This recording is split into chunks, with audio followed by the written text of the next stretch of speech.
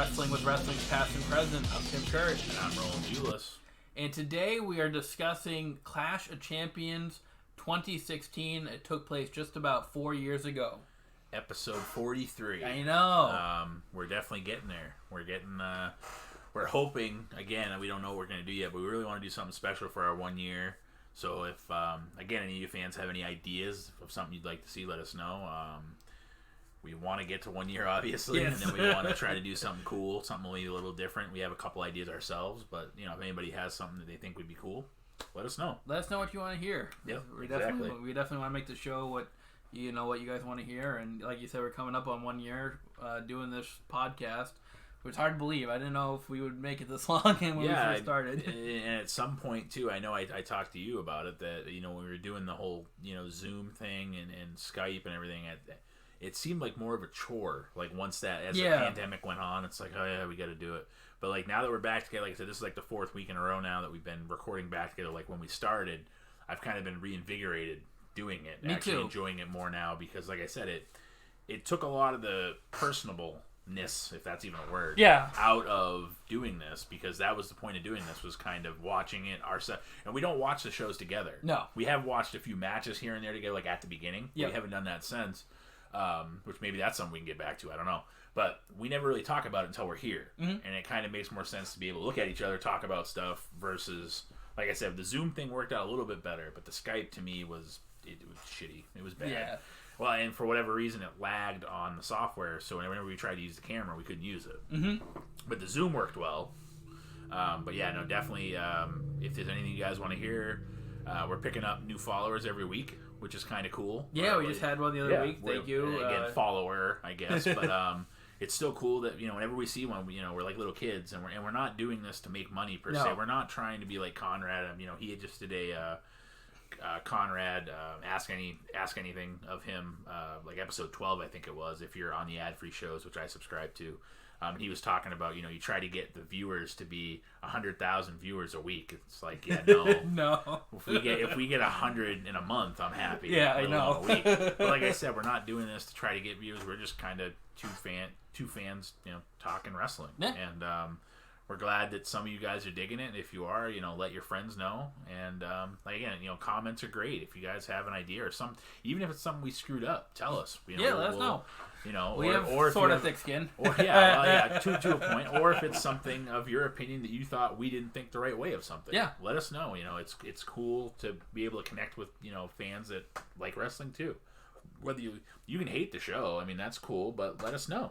Maybe we can change it and you'll like it. It's just. And again, we're not really into the show yet, but it's cool, like I said, that anybody listens to it besides our immediate family. Mm-hmm. So anybody that's not our immediate family, thank you for taking a chance. Even if you only listened to one show and didn't like it, give us feedback. Let us know what we can change, and then try us again.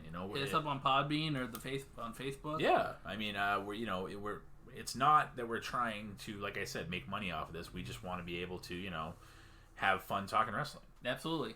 So if you guys are digging it, that's cool. If not, tell us why. And let us give us ideas. Don't just be part of, be part of the solution. If you think there is something wrong, or you think there's something we can do better, or if you have an opinion that's different than either one of us, or if you agree with me more than Tim, or vice versa, let us know. Yeah. Yeah, we want to hear from you guys. Yep. Definitely. All right, let's get into Clash of Champions 2016. There's 8 matches to break down, including one dark match, which was Nia Jax getting a win over Alicia Fox in just under 5 minutes. And they actually showed this, part of it, the highlights, in the main show. Yep. They went back and showed, so we did get to see a little bit of it. It seemed like it wasn't too bad of a match. Again, Nia Jax being the brick shithouse of a woman. Pretty much Alicia Fox bounced off her a lot, and then she got slammed with a Samoan drop, and that was it. That was it. So, typical Nia Jax match. She's a big lady, and very impressive for some of the stuff she can do. It's kind of similar to like a Vader type. You don't think of bigger people being able to move the way she does, but she's deceptively quick, and she's got a lot of power. Absolutely. So, they're booking her right now with Shayna Baszler. Yep, she's staying current with being the tag team champion. So, it's a way to keep both of them on TV. I think that they pushed Shayna really poorly before this, so I'm glad they're at least doing something with her. I'm not the biggest fan of her, but I think she had a lot of momentum, and then they just kind of halted it. Mm-hmm. So it's good to see them both on TV again. I know this has nothing to do with Shayna and Nia, now, but She's still around now, doing the same thing, being the world beater. So. Absolutely. All right, we open up the match, or the show, I should say, with the tag team match for the Raw tag team titles. This is Clash of Champions. All the Raw titles here are going to be defended as a Raw pay-per-view. This was the first Raw pay-per-view since they redid the brand's pretty easy for me to say. The brand split. Where Shane had SmackDown and Stephanie had Raw. Yep. Mick Foley is your GM here. 4 years ago, mind you. That's crazy. Like that seems like it was lot. just a little while ago. I know. And some of these names, it's amazing some of the turnover we're going to get to too. Yeah. But yeah, so this is billed, and they said it a couple times as the first Raw only pay per view, which it's not. It's the first of this second wave of the brand split. Mm-hmm. So we have the New Day, which is represented by Big E and Kofi Kingston. They have Xavier Woods there as well, getting a win over Gallows and Anderson. Luke Gallows, Carl Anderson, in about 6:45. I thought it was a solid opener. I thought this match actually could have went a little bit longer. Yeah. Especially for an opener, you're trying to get the crowd involved. But I thought Gallows and Anderson came out of the gate like headbangers and just kind of got the early offense going. But New Day was able to get the win there. But like I said, that was a solid opener. But yeah, I just thought maybe it should have went a little bit longer. You didn't just compare Gallows and Anderson to the headbangers. No, not to the headbangers. Okay, no. Just checking. I meant to say gangbusters. It came out headbangers. Because I don't know how they would feel about that. Yeah. But and it's weird to see New Day actually won this kind of doing a heel move where they had Xavier Woods hit Anderson with the trombone. With Francesca. Number 1. Yes. That was number 1. That was not Francesca. Number 2 it was number 1. But yeah, it was definitely a quick match. Interesting they booked it that way. I don't know why. I mean, maybe they knew some of the stuff was going to be somewhat longer because everything else after this is over 10 minutes. Yeah. And some of them were over 15 minutes. Mm-hmm. So I don't know if maybe they felt like they wanted to make sure they had time.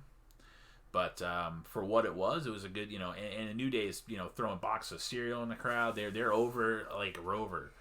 They were only the 2-time champions at that point, but they'd had the title for 400 days now. It was 399 days going into that defense. Mm-hmm. So the next night on Raw would have been day 400. Yeah. So, and interesting to note, the next match, Kendrick and London, they held the record the New Day just passed. Yeah, Brian Kendrick represented. Again, another interesting kind of tidbit. I jumped ahead there a little bit, but it was like I said, like the same thing you said. It could have been a little longer, but it was a good starter, I think. Personally, I think if they'd given him a little more time, it would have been better, but it was still a good match. Absolutely. And I know Gallows and Anderson, they recently went to Impact. I would have loved to see them in AEW. I think they could have done a program with FTR or something like that. And done it right this time. Like not having it watered down like the WWE. No. The WWE ruined Gallows and Anderson. Yeah. Honestly, they came over with so much steam being with AJ and coming from New Japan. They've ruined them. They wasted them for 3 or so years they were with the company. Yeah. It was a joke what they did with them. They made them a comedy act at one point, but it's the same thing they did with FTR towards the end. The Revival, they wanted them to be these court jesters looking at stupid stuff. And it's amazing when you have guys like Gallows and Anderson and guys like FTR who are wrestlers. Again, I'll say it slow. Wrestlers. They're not sports entertainers. They are wrestlers. They just don't know what to do with them. Mm-hmm. And it's I guess, again, if Vince doesn't have some vision, it's the same thing later on in the show. We're going to talk about Cesaro. Yeah. I mean, that poor guy is probably best pound for pound strength wrestler they have, and they have no damn clue what to do with the guy. What to do with him. And I think some of it is Vince doesn't like him. Another thing, Conrad actually mentioned, I think in one of his Ask Conrads a while back, again, I'm going off topic, that he thinks one of the main reasons why Cesaro never got a push is because he's balding. Think of all the superstars that have hair. Yeah. That have had titles. He just thinks that Vince has something against a bald guy. And it's too bad because, I mean... Which is weird because you have Hulk Hogan, who was the face of the company. But I mean, you think of like recently, though, you have like guys like Kofi and Brock Lesnar and, Roman, and Braun Strowman, The Fiend, Goldberg. I mean, Goldberg was bald to begin with, but he wasn't balding. But just people that have held the title recently, there's not really many people that have a receding hairline. Yeah. And it sounds screwed up, but it could be as simple as that. Yeah. And again, I know I jumped ahead a little bit, but Gallows and Anderson, for me, could have been badasses. They could have built them, and they could have knocked down every wall, and they could still have the titles right now. They could have had the titles for 3 years if they booked it right. Yeah. But it's too bad. And again, nothing against the New Day. I like the New Day what they do too. They're entertaining, and they're all three of them are good wrestlers. But still, it's too bad to look back on what Gallows and Anderson could have been. Absolutely. Next up is a singles match for the Cruiserweight Championship. It was T.J. Perkins retaining his title against the Brian Kendrick by submission in about 10.5 minutes. I thought it was a solid match. I mean, I wasn't overly, enthused with this one. It was kind of just there for me. Especially being a Cruiserweight match, you'd think it would be a little bit more of a pick-me-up than it was. Yeah. But I thought it was all right. Brian Kendrick, I think, is a really good worker. He trains a lot of people now. Yeah. And he was trained by Shawn Michaels. So, but yeah, this left a little bit to be desired for me. And this is fresh off the heels of the Cruiserweight Classic, which I think the Cruiserweight Classic was awesome. I remember watching that every bracket match they had. I watched that from the start, and I thought some of the stuff they did in there was awesome. It was cool to see them showcasing some of the smaller, again, air quotes, smaller guys. Yeah.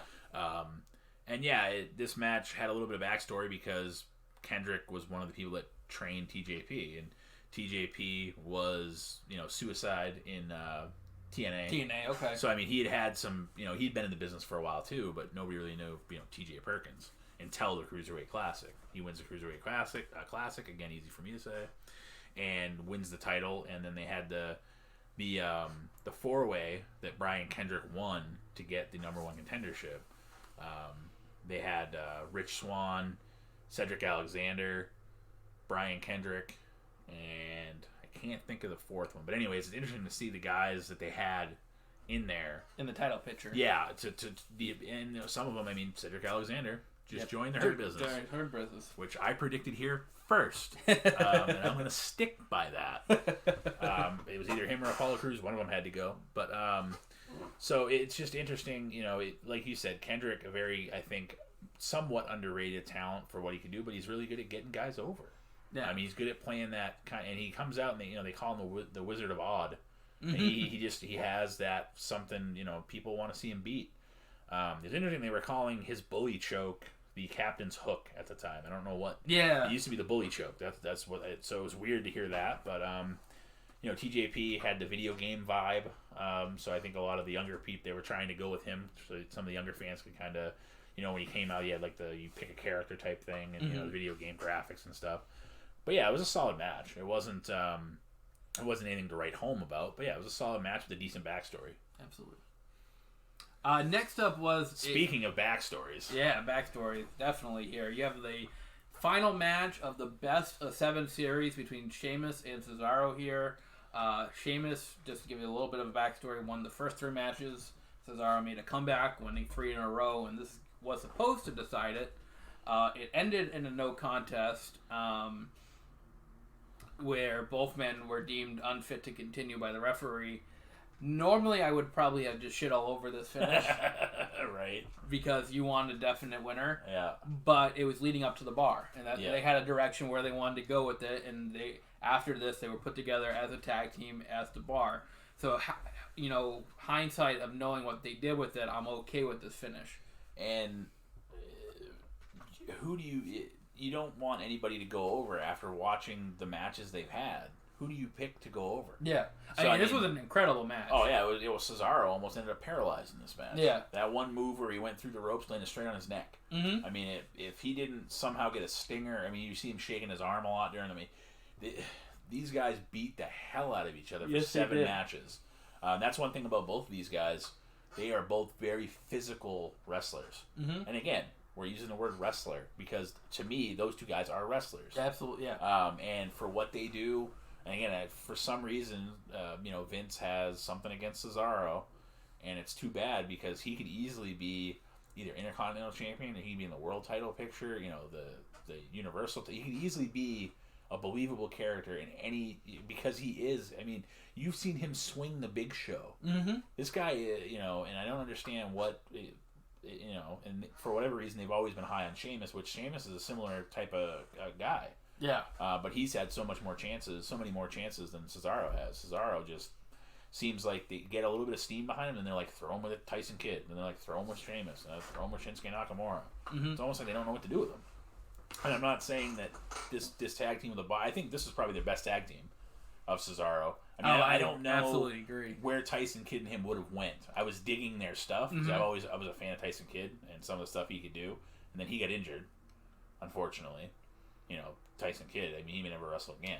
I don't think so. I think he's content with that. Yeah. I mean, although Natalya just posted a video recently of him running the ropes, so he definitely probably misses being in the ring. But is it worth maybe be paralyzed down the road? Who knows? But I think that definitely it's funny too because people that Cesaro's been paired with are also really good. Like I like Nakamura a lot. He had a lot of steam. Then he just kind of fizzled out. Yeah. Too. Like they didn't know what to do with him either.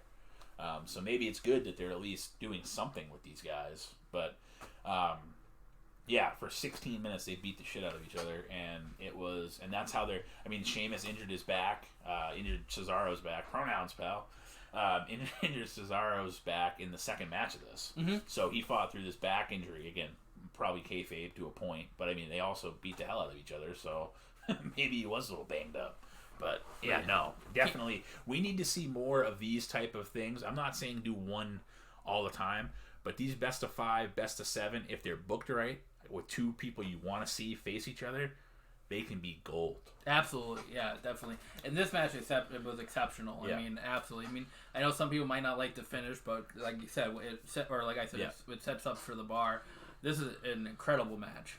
I agree, 100%. And it led to, I think, Cesaro's most notable run, honestly, was with the Bar and Sheamus. And they were just two ass kickers, and that's what they were in this match against each other. Absolutely. So, I wouldn't have changed a thing. I think that it's hard to pick a winner, and this is probably the best way to do it. Absolutely. Yeah, I know. I agree. Next up, we have another singles match here. You have Chris Jericho getting a win over Sami Zayn at 15 minutes and 22 seconds here. Sami Zayn was red hot here. Yeah, he was. They love. I mean, the fans.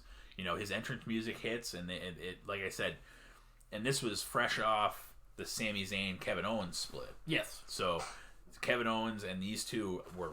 Even Jericho to a point were red hot at this point. So these guys, this was this fall. You imagine following the Sheamus Cesaro match, you were probably like, oh crap, I gotta follow that. But this match was really good too. This one, it definitely followed it and held its own nicely. I mean, this is the beginnings of the List of Jericho gimmick. Yep. The best friendship between Kevin Owens and Chris Jericho. I was a little bit worried about how this one was going to go because coming off such an incredible match, but they definitely held their own here and put on a great performance. It was nice to see Chris Jericho get a clean win here. Yeah. And there's no gaga, no interference, nothing. Yeah. So again, this match was really awesome as well. The only thing that I was surprised about, and like I said, I probably watched this when it happened, I would imagine. But the only thing I was kind of surprised about is that Sami didn't win. Mm-hmm. And I get it, you want, but I mean, for them to follow that match the way they did, I mean, it was a heck of a match to try. I mean, I don't think it was quite as good as Cesaro Sheamus. No, but it was still a really. If Cesaro and Sheamus was a 4-star match, Jericho and Zayn were 3.5. Like they were right on their tails. It was a very good match, and I think Sami Zayn's a little bit underrated too. Maybe because his career's kind of started and stopped a little bit here and there. Great talker, and a little bit underrated, I think, in the ring, but very, very solid in the stuff he does. And Jericho, I mean, he's ageless. Yeah. He's still going now, making people like Orange Cassidy. Now he's doing the thing with Hager, and they're trying to get in the title picture. So eventually, I would assume they're going to have a title match. I think so. They might have to put the belts on them. I would Maybe imagine. They might. I mean, whatever Jericho touches in AEW has been gold. Absolutely. So people still want to watch him. People want to see him. The only thing I will say is that I think him being a heel, he needs to be more of the Judas heel. Like when he first came over with the dark paint. The Painmaker. He doesn't. Exactly. I think he needs to be more the Painmaker versus the funny ha-ha heel. Yeah. I mean, there is a little bit of time for that, but I think they've done a little bit too comedy-based. Mm-hmm. So maybe this is what's going to get him back in, with being with Hager. But for what Jericho has done to reinvent... I mean, how many times has the guy reinvented himself? 30 times, probably. Yeah. I mean, the guy seems to come back. Every time he comes back, he's different. Mm-hmm. And the fans love it. So he keeps up with the times. He keeps his character fresh. Yeah, he's not John Cena. You can't see me for 15 years. Yeah. I mean, he's changed. He actually they were chanting Y2J at him at the pay-per-view, and he told the fans pretty much to F off. Mm-hmm. He's like, I'm not Y2J. Like, why are you chanting? That was 20 years ago. So, but yeah, it's amazing to see, even back then, how different it is 4 years removed, watching it from 4 years ago, how different he is now. Mm-hmm. Just in 4 years. A different company, obviously, plus he's gone to New Japan and done some stuff in between, but this is close to the time he was finishing up with WWE. Yeah. So, but yeah, it was not a letdown, put it that way. Definitely not. And it could have very easily been based on the Sheamus and Cesaro match before that. Because following that would have been tough. Absolutely, yeah. And they did more than they could with that. It was exactly. Awesome. Yeah. Well, that's just like, think of having to follow The Undertaker and Mankind in the Hell in a Cell. Yeah. That match afterwards, they may as well, it's a death sentence. It was, absolutely. So it's the same kind of thing. I'm not saying this was that good, but it was a very good match. So, and even, like I said, the Jericho Sami Zayn after that was a good match too. Solid. Absolutely. Good story too. That's the best part. Like, you have to have, and this is my opinion, I don't know how Tim feels exactly, but to me, if you don't have at least a decent story, I don't care. There's got to be some story of like why this is happening, there's got to be a reason why they're fighting. Yeah, and you can't just have, well, this guy needs something to do, and this guy needs something to do. That does work from time to time, but like if there's no further, anything involved in it, then who cares? Yeah, it's just wrestling for the sake of wrestling. Mm-hmm. So that's what this is. It's supposed to be like a soap opera, essentially, is what it's supposed to be. And for them to be able to have the Owens storyline of Owens and Zayn just getting out, now Jericho's best friends with Owens, and that story made it worth it. Absolutely. Yeah, no, I agree. Speaking of stories. Yes, speaking of stories. Next up is the triple threat match for the Raw Women's title. You have Charlotte, the champion, along with Dana Brooke here, gonna get a win over Sasha Banks and Bayley in about 15.5 minutes. This is the heart of the women's evolution here. Dana Brooke will get involved, so there's a little bit of gaga going on here. Yep. But Sasha Banks and Bayley are now red hot with their whole thing on SmackDown. Yeah, it's again 4 years removed from this pay-per-view. Yeah, it's amazing.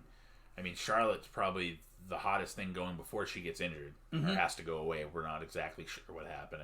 Nia Jax kayfabe injured her. She did have to have something done. And then after that transitions to Sasha and Bayley. They were the tag team champions. They both had their own singles belts at the same time for a little bit. Interesting to note that Sasha has never defended a title. No. Every time she wins it, she loses it. Loses it the next time. Yeah. But yeah, no. And this is actually Bayley's first pay-per-view with the main roster. Yep. So this is her full hugger gimmick at the time. Yeah, exactly. And these three, along with Becky Lynch. I know Becky's out on maternity leave and whatnot. I don't know what, if, or when she's coming back. Mm-hmm. If she's playing, obviously she still hasn't had the baby yet. But those four coming from NXT the way they did, I wouldn't have changed a thing. No. I think they left Bayley behind to kind of keep the brand going, and then when they had somebody to take her spot, she came up, and it was wildfire. Yeah. This, like you said, this was when people cared about women's wrestling again. Absolutely. And these four, again, not taking anything away from Dana Brooke, but the four counting Becky, are why. The Four Horsemen, yeah. Exactly. And this match did not disappoint. They were playing off Sasha being somewhat injured coming in with the ribs and back injury from the Charlotte match before.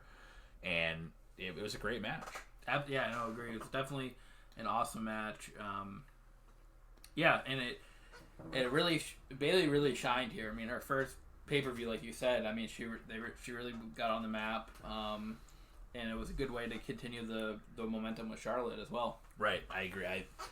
There's no better way to bring someone up to the main roster than by putting them in a championship match right off the bat. Yeah. But by putting them in the match, you also have Sasha and Charlotte in the match, so it's not just the new girl. Because some people don't watch NXT. Yeah. A lot of them do, but some people don't. Like, I'll watch it here and there, but I don't watch it religiously. Mm-hmm. And I know I'm missing some good wrestling. I just don't have time. Yeah. There's just not enough time in the day. But for them to kind of debut Bayley this way, it put a good rub on her. Plus, it kept Sasha in the feud with Charlotte.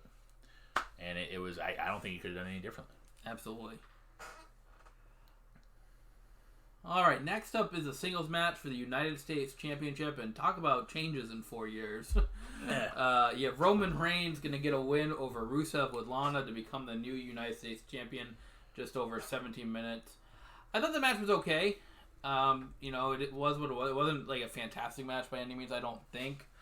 I think out of the last 5 matches, this one sucked compared to those 5. Yeah. Compared to the Sheamus, Cesaro, Jericho, Zayn, the triple threat with the women, and then the main event. Yeah. It's not that it was a bad match. I just think it was kind of a letdown. I agree. I thought so. It definitely...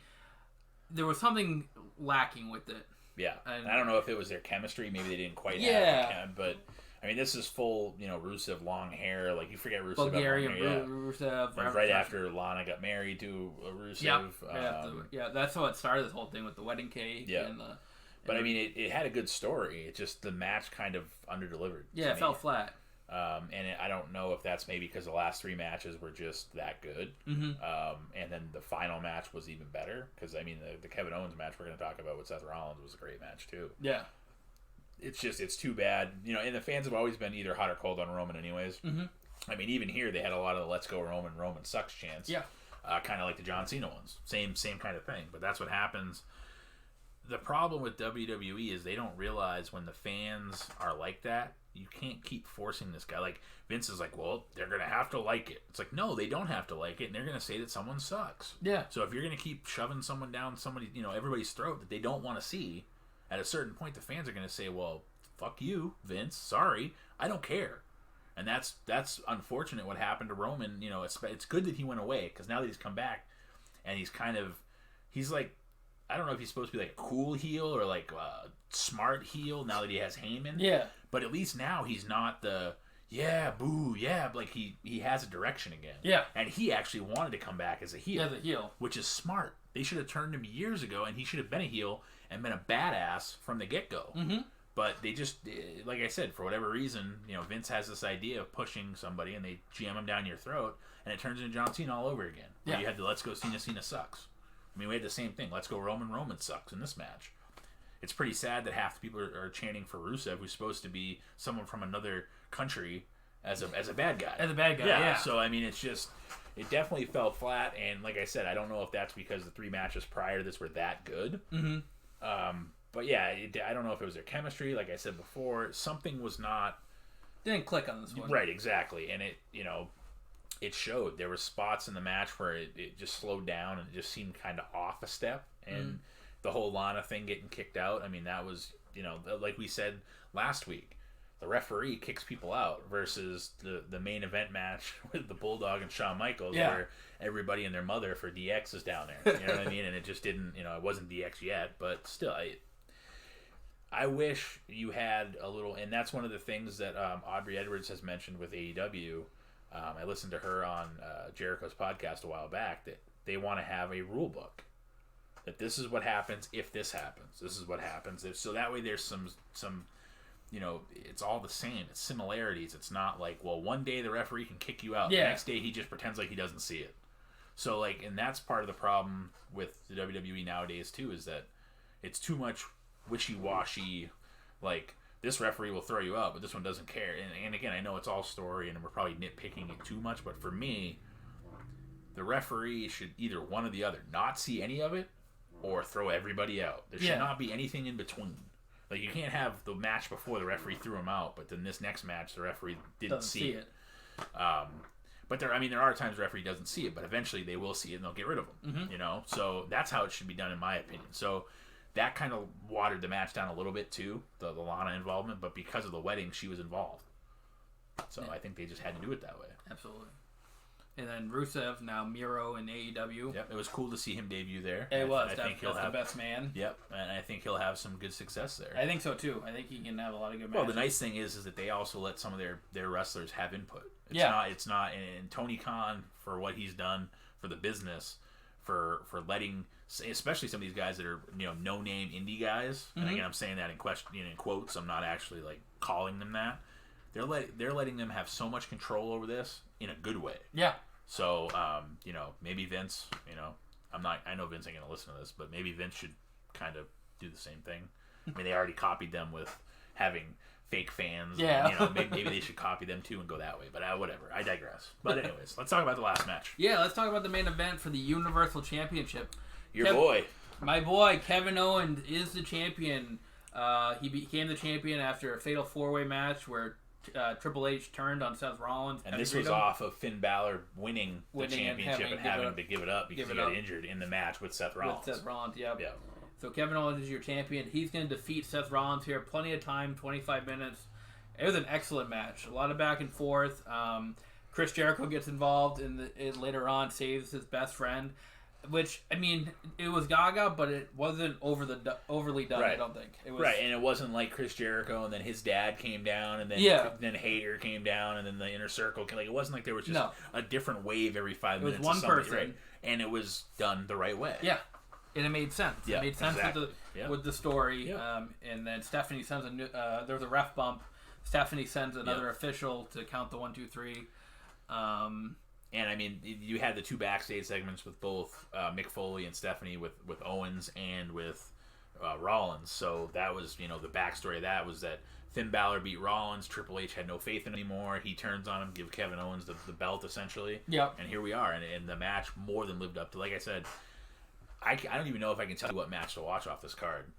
I really don't. If you had to pick one, I don't even know. Yeah, I mean there's so many. There's at least 3 that I could tell you that I would like to watch. If I had to pick one, I would go with the Sheamus Cesaro match. If I was, you know, and that's saying a lot because you're a Kevin Owens guy. I'm a Kevin Owens guy. Right, I love Kevin. Not that I don't like him too, but I mean he's, you know. I have many of his T-shirts. Yeah. But I mean, overall, I wasn't really expecting much watching this one back. But it was a good show. It was a really, really good show. Exactly. I mean, I'm gonna give maybe a 7.5 to 8. I was gonna say it's definitely one of the better ones we've rewatched. Yeah. And it's surprising that it was 2016 for it to be that good.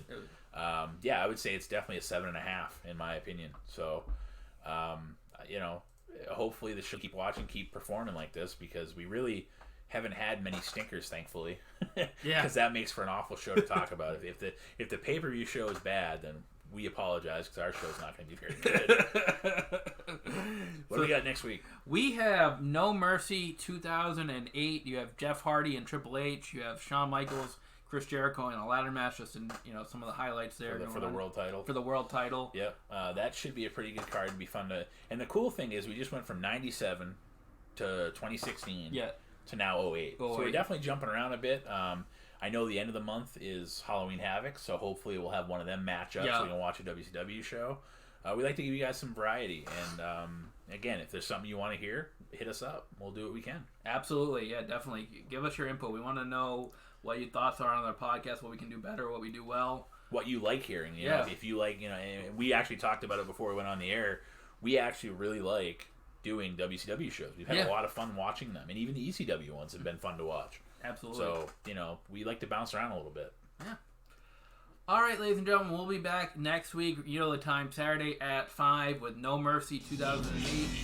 Until then, I'm Tim Kurt. And I'm Roland Julius. And this is Wrestling with Wrestling Past and Present.